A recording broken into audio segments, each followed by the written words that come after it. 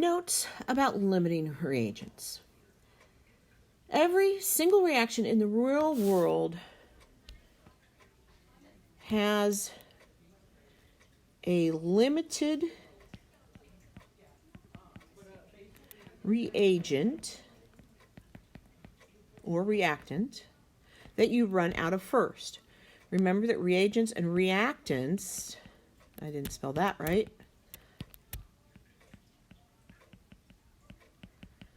are the same thing.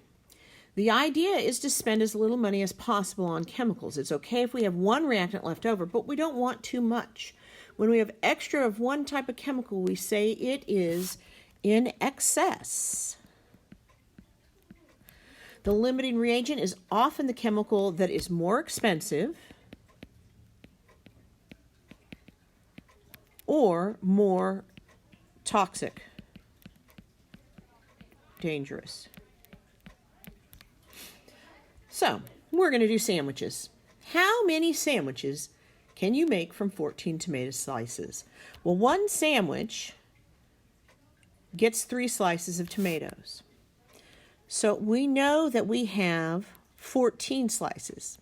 What we're going to do first is we're going to take our known amount of tomato slices, and we know our unknown, we want to know how many sandwiches we can make. And we know that there are 3 tomatoes for each sandwich. So we take 14 divided by 3.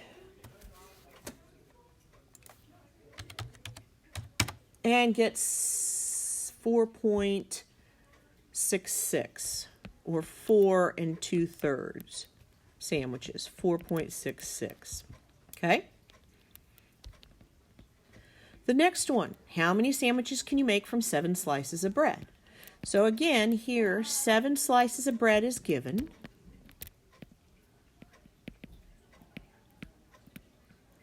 The ratio of bread to sandwiches is 2 to 1. 2 slices bread to 1 Sammy. And we can make 3.5 sandwiches. How many sandwiches can you make if you have 50 slices of bread, 50 slices of tomato, 100 slices of cheese, and 4 slices of ham? We need a little more space. I'm going to put a sticky note on here that I can write on, and then I'll make it smaller so it all fits eventually. So, we're starting first, 50 slices of bread. 50 bread. My ratio is 2 breads to 1 sandwich. If we have 50 slices of bread, we can make 25 sandwiches. 50 slices of tomato. I have 3 slices of tomato for every 1 sandwich.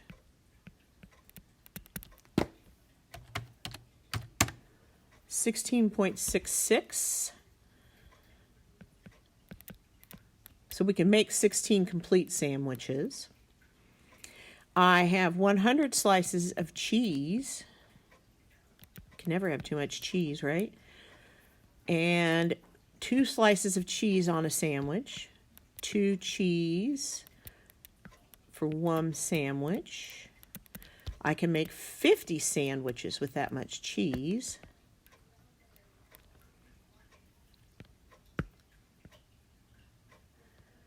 And then we have 4 slices of ham. I like a lot of ham on my sandwich, so I put one, well, I guess I don't like a lot of ham on my sandwich. I'm going to use 1 ham for sandwich. So that will make a total of 4 sandwiches. Okay? So, here's the deal, though. We may be able to make 25 sandwiches because we have enough bread, but we only have enough ham to make 4 total. So this guy is what we call our limiting reagent or reactant. The ham is going to limit the total number of sandwiches we can make. And I'm sitting here gesturing with my hands, and I just realized you can't see me. That's kind of funny. So I'm going to make this tiny, so maybe it will fit in that spot. I can move this down. Oh, look at that. It has to be off the...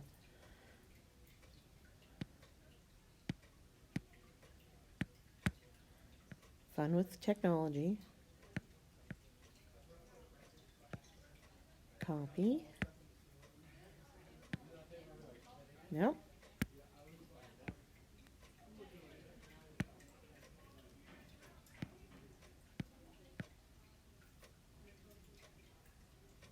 There we go. Let's do the question 4. I think I can get rid of this guy now. What ingredient would be limiting? Well, I already told you. The ham is limiting. Everything else would be in excess. So the bread, the tomatoes, and the cheese are all in excess. So we're going to have leftovers. Now, tell me, how many leftover pieces of bread will we have? Well, we know that we had 50 slices of bread, and we know we could make 25 sandwiches, but we could only make 4 sandwiches with the ham. So what I'm going to do is I'm going to use ham as my known. 4 hams. What is my ratio of ham to bread? My ratio is 1 to 2 breads to every 1 ham. So 2 breads to every 1 ham tells me I'm going to use 8 breads. I had how many total? I had 50. So 50 minus 8 means I'm going to have 42 breads left over. Okay? I'm going to bring my sticky note back. And let's do the same for our others. I'm going to move this over.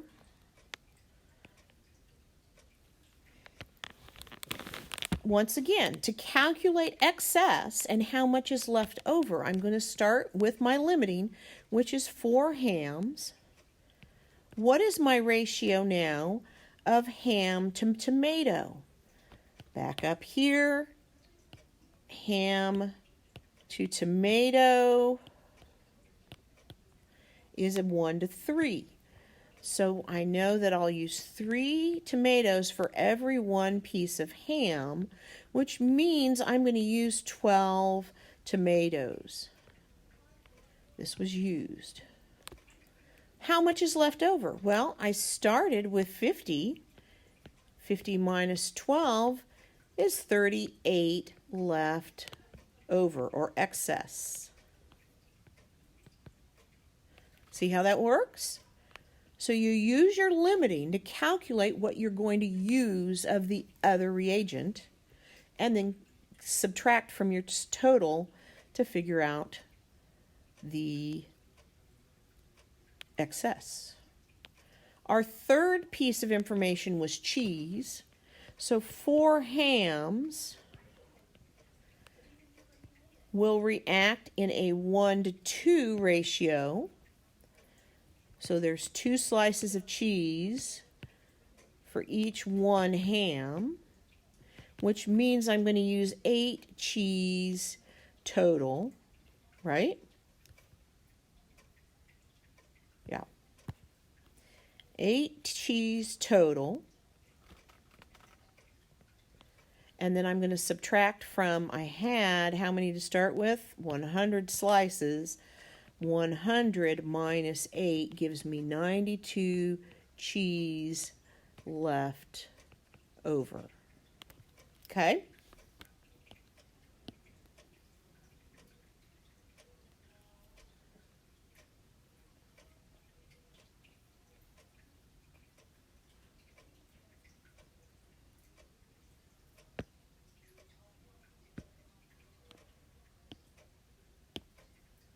Okay. Same process using real chemicals. It's telling me I have 6.7 moles of sodium and 3.2 moles of chlorine. So by using this same process, first I'm going to calculate how much sodium I'm going to calculate how much sodium chloride I'm going to make. 2 moles of sodium will use to make 2 moles of sodium chloride. So I'm going to have 6.7 moles of sodium chloride made, just like the sandwiches that we had made. Then I'm going to do 3.2 moles of chlorine. And for chlorine, I'm going to have 1 mole of chlorine for every 2 moles of NaCl. So I'm going to make 6.4 moles of sodium chloride with that amount of chlorine. Which one of those makes less? This guy makes less. Therefore, this guy is limiting.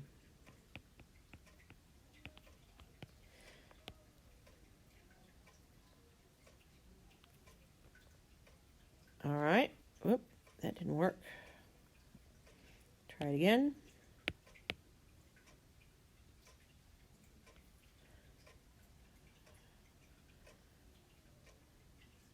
Okay.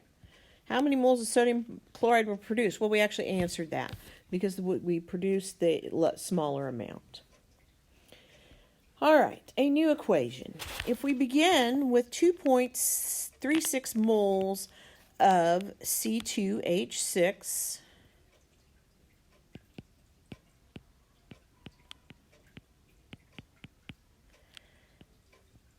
and we can pick one of these. It doesn't matter which one you pick. I'm going to pick carbon dioxide. I don't know why. We know the ratio is 2 moles of C2H6 to 4 moles of carbon dioxide. 2.36 times 4 divided by 2 gives me 4.27 moles.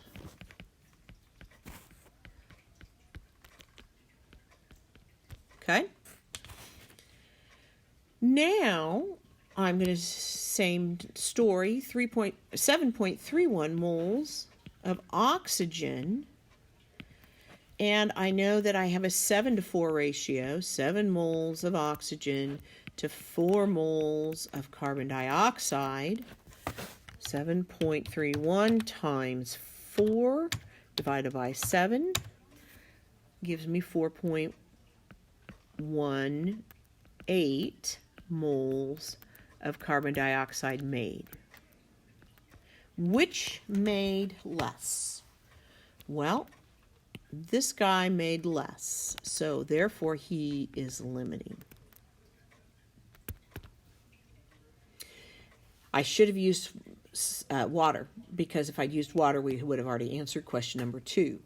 But let's go ahead and answer question 2. We know what's limiting. We always use our limiting guy, 7.31 moles of oxygen. And we want to solve for water. So we're going to go from 7 to 6. 7 moles of oxygen, 6 moles of water,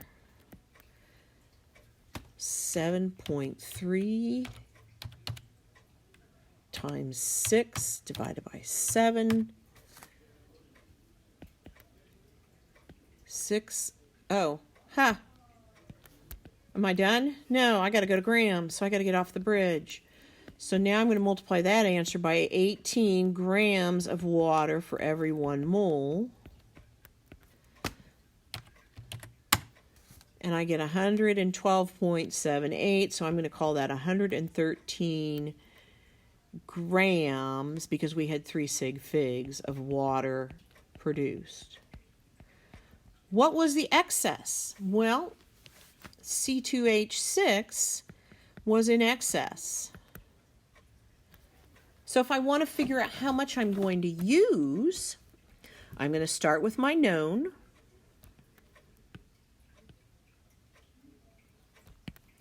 .31 moles of oxygen.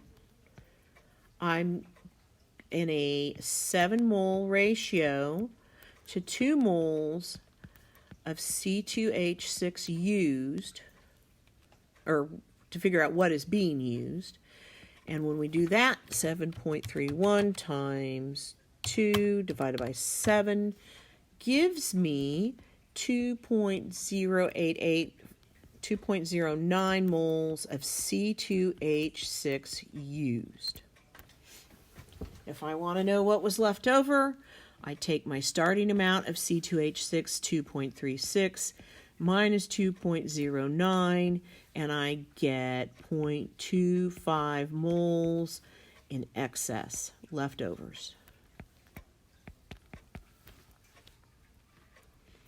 All right, one more. What mass of zinc oxide can be produced from 14.8 grams? No, 418 grams. Let's read the question right. Do we have to balance this guy? Yeah, we do. We need 2, 4, 6. So, my ratio of zinc, did we need to balance that guy? No, he was already balanced. Zinc sulfide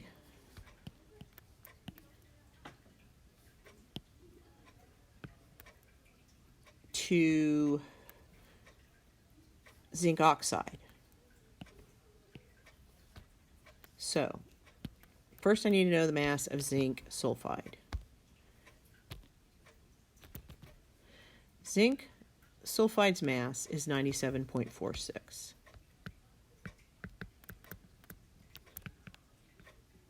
My ratio of zinc is 2 moles of zinc sulfide to 2 moles of zinc oxide. The mass of zinc oxide, 81.39.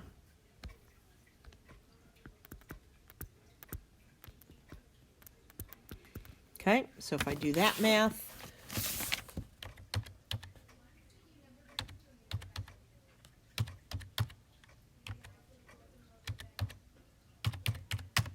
I get 349 grams.